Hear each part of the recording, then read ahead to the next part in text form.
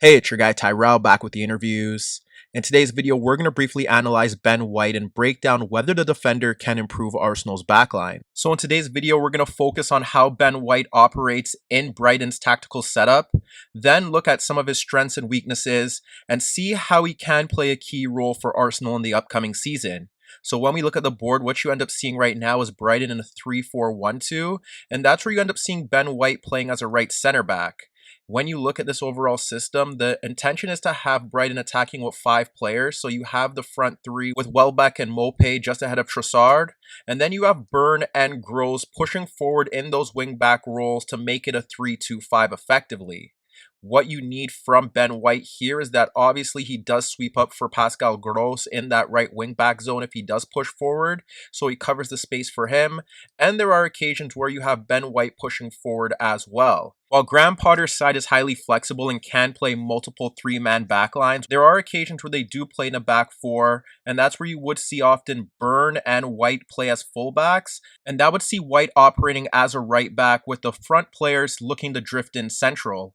This does create space for White to push forward, and there are times where he does make the occasional overlapping run or underlapping run, but for the most part, he does adopt a very deep position, and if he does carry the ball forward, it's due to allotted space available ahead of him, and that's when he does look to push forward, and rather than crossing balls from those wider areas or that inside right position, he looks for runs across the pitch into right half space. He looks for the runs of Welbeck or the central forward looking to break into that space as well to drag away a center back, or he'll look for Welbeck or Mopé looking to check into the ball, and that's where you will see White looking to play forward passes into the path of the center forwards so that they can link play with their teammates in the final third. Now when we focus on Arsenal, the reason why White can fit into Arteta's setup is because even when you look at their 4-2-3-1, when they look to attack, their structure ends up shifting into more of a 3-2-5. You have the left-sided player, whether it be Kieran Tierney, pushing forward from left back into advanced positions. And that's when you end up seeing the back line shift across to form a back 3, with the right back often holding a deeper, narrow position. That's where Ben White would slot in. And that's when you end up seeing Arsenal attacking with 5 players. You often have Nicolas Pepe or Saka holding the touchline and looking to run at defenders. You have Lacazette or Aubameyang occupying a center back. And then whether it was Smith Rowe or Odegaard operating in the number 10 role, they would be dropping off deeper in search of the ball between the lines, in pockets of space. And that's where you'd see the left-sided player. At times it was Aubameyang looking to make runs in behind, so he would drag away the right back. Or you would see Smith Rowe or Willian operating in that zone, and they would drop off into pockets of space to drag out the fullback, and that would allow Tierney space to push forward. We witnessed this in Arsenal's preseason game against Rangers, and what you'd see was that Nuno Tavares was pushing forward from left back, and that's where you would see Cedric holding a deep, narrow position. Thomas Partey and Elneny would operate in those central zones, but they were often closed down by the 2 players playing in behind Jermaine Defoe in Rangers' attack. And that's where you would see Elneny dropping off into the half space, encouraging Nuno Tavares to push higher up the pitch so Elneny could receive the ball free of pressure. But when you look at his strengths and weaknesses, White is a very good 1v1 defender when he is stationary, and he ensures that if he doesn't win the ball, he forces the attacker to get into a position that makes them uncomfortable and often throws away their production in towards the box or their shot attempts. Following a Ruben Neves diagonal ball out to Podence, it places him in a 1v1 with Ben White, and it's in a position where he should be beating the defender to get a shot on goal. But when Podence looks to take on White, he attempts to play the ball around the Brighton defender, and White does well to close his legs and make the correct challenge. What White also does well is that challenge leads to a loose ball where Podence can win it to break free on goal, but he follows the ball diligently and he brushes off Podence out of the way. That allows White to slide a ball out to Johan Bash to break free down the right channel.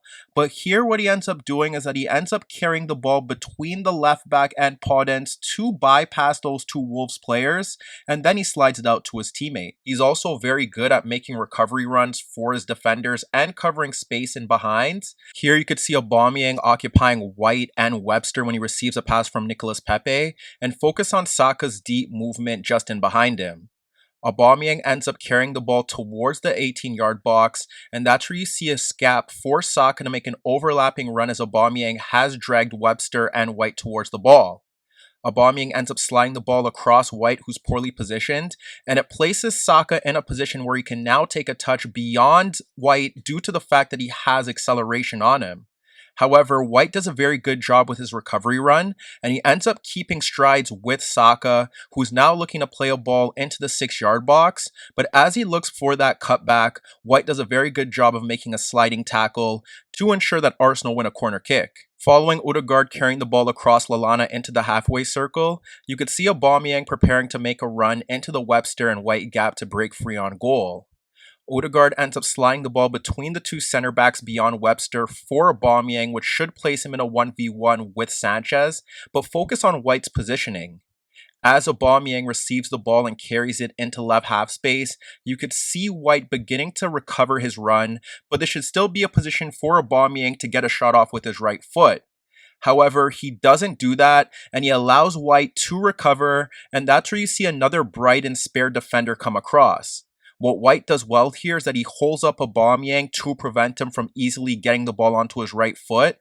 And although he does allow Aubameyang to slide the ball across the 6-yard box, he gives Lallana enough time to recover his run to ensure that he makes a vital intervention to prevent Odegaard from getting a free effort on goal. Here, Fornals receives the ball from Cresswell, and with Gross not stepping tight towards him, it creates a gap for Fornals to slide the ball across the Brighton wingback for Lingard, making an unmarked run into the left channel.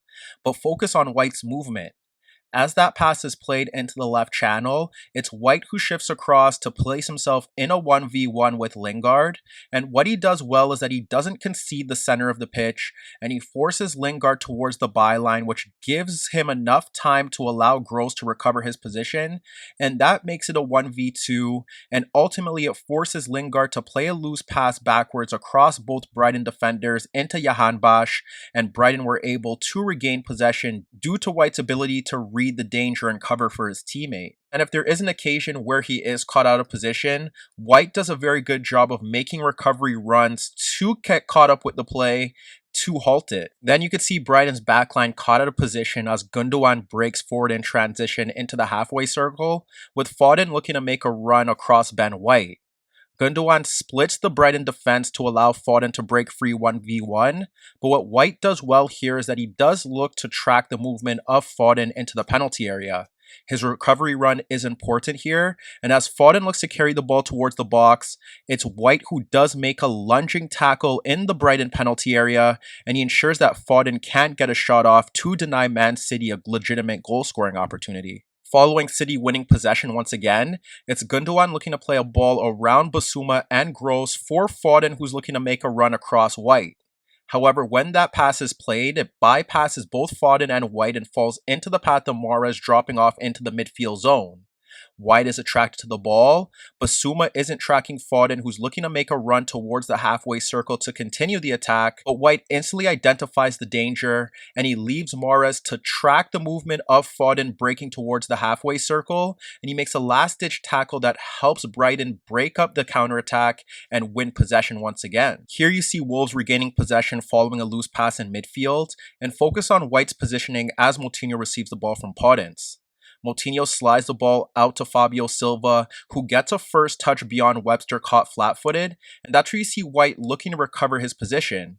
Silva carries the ball down the left channel, and White does a very good job of covering for his teammate, and as he breaks towards the penalty area, it's White who gets across Fabio Silva to ensure that he can't break free towards the box to get a shot on goal, and he does well to gain possession of the ball, but unfortunately he concedes a corner. Meanwhile, if you focus on his weaknesses, teams do like to target him by playing balls over the top into space behind him due to the fact that they think he won't be able to recover.